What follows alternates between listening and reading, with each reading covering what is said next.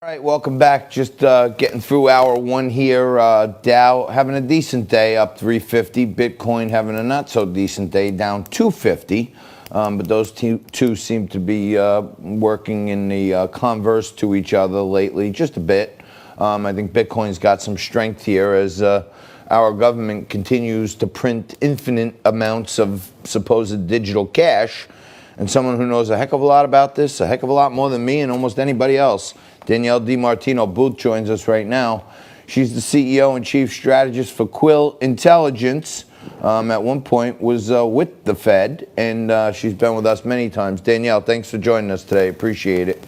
It's great to be here. So, Danielle, what is happening? I mean, I get it, you get it. But to the regular person, I guess people think that the government can just keep printing infinite amounts of money.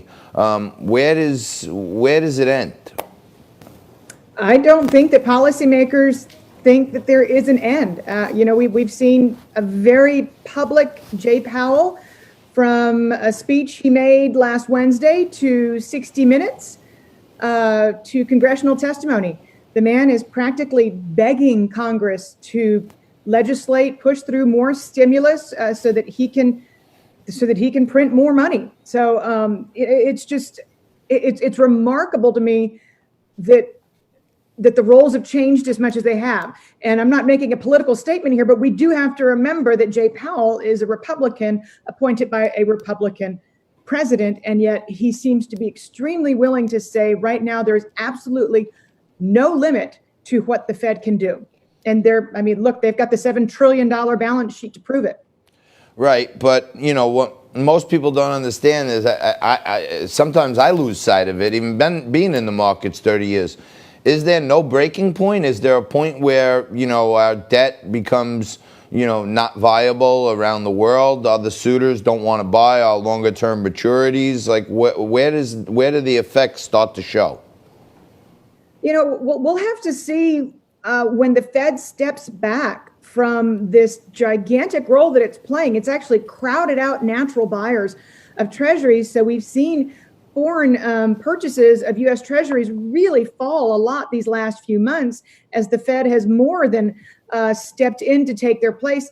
But we'll have to see if there's an underlying depletion of appetite from countries that have typically been big buyers of U.S. Treasury. At last check, things really are heating up in terms of the war of rhetoric between the United States and China, and not just the United States and China. I would say I think it's 116 countries now that have joined Australia in asking for an independent inquiry into the origins of the virus. Danielle, what would you be doing? You worked at the Fed. You're certainly as familiar with Federal Reserve policy and monetary policy in general as anybody. If you were in charge, if Jay Powell were to ask you what to do right now, what should the central banks, not just in this country, but around the world, be doing to get the economy moving again? Well, I think that they shouldn't be looking so short term because they're creating a lot of dead weight for the economy to pick up going forward. I'm referring to zombie companies that are being established, the growth of zombie companies here in the United States. We're talking about companies that don't have sufficient cash flow basically to cover their interest expense. When the Fed steps in and effectively rescues insolvent companies by throwing them a liquidity lifeline, you really are creating the next set of weights and the next governor on the economy. That's one of the reasons that this last cycle, we had the longest expansion in U.S. history, but it really was weak. And they're just setting up, the backdrop for having it be weaker yet the next time. If I had to tell Jay Powell one thing, it would be to let the bad business players, the bad models, let them get out so that there's room when we come into recovery for new, innovative, great employing companies to come up. Yeah, Danielle, on that point, I was shocked. Well, not shocked. I'm not shocked by anything anymore, but I was really surprised. One of the first things they did was they were going to buy corporate bonds. The Treasury buying corporate bonds, to your point, these are companies that they probably couldn't get an issuance subscribed to for the life of them. But now the government comes in and they're buying all these bonds. They're basically stimulating companies with government money that, in capitalism, it's the survival of the fittest. They shouldn't be buying corporate bonds. Why are they doing that? Yeah, I couldn't agree more. I'm gonna get you even angrier, Johnny. I'm gonna tell you that last year the Federal Reserve put out this warning and said to banks, you're lending to companies that have way too much leverage, and tisk tisk, no, you better stop doing that.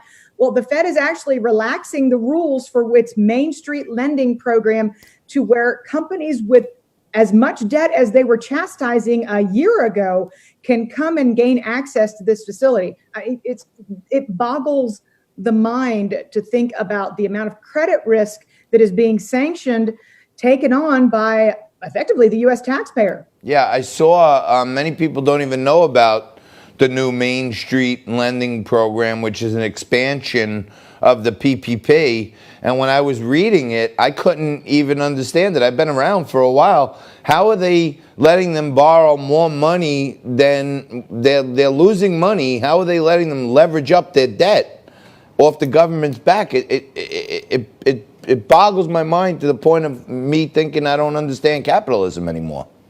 And they call it a Main Street lending program. I mean, you have to do the air quotes because at last check, mom and pop don't have $5 billion in revenue and 15,000 employees. I mean, this is anything but a lifeline to small businesses in America that I think a lot of us can agree the Paycheck Protection Program has failed. So this really is a situation where, if you make the least in the country, then that extra $600 a week in unemployment is really helping you. You're better off than you were when you were working, at least in the second quarter. We'll see what happens when unemployment benefits start to trail off. And if you're the biggest of big companies, no matter whether you're profitable or not, insolvent or not, you're also benefiting. But if you're Joe Q, I run a great small business, in many ways, you've been left out in the cold. Right. Well, 1.7 million businesses out of 30 million small businesses got the PPP. And most mom and pop shops, they don't have a junk bond to come out with for the government to buy. So I couldn't agree with you more. We're up against a hard break. But Danielle, thank you so much for breaking it down for us. You're the best, and hopefully soon we can get you back in the studio for a real Can't liquid wait to lunch. be back in the studio. That means a lot of good things, Johnny. Take care. All right. Thank you. Danielle DiMartino Booth. She's CEO and Chief Strategist at Quill Intelligence. We're going to take a quick break. We're going to come back with some intelligent talk, or the best we can do, right after this, when me and Frankie break down the news of the day. Take a quick break. Back at you after this.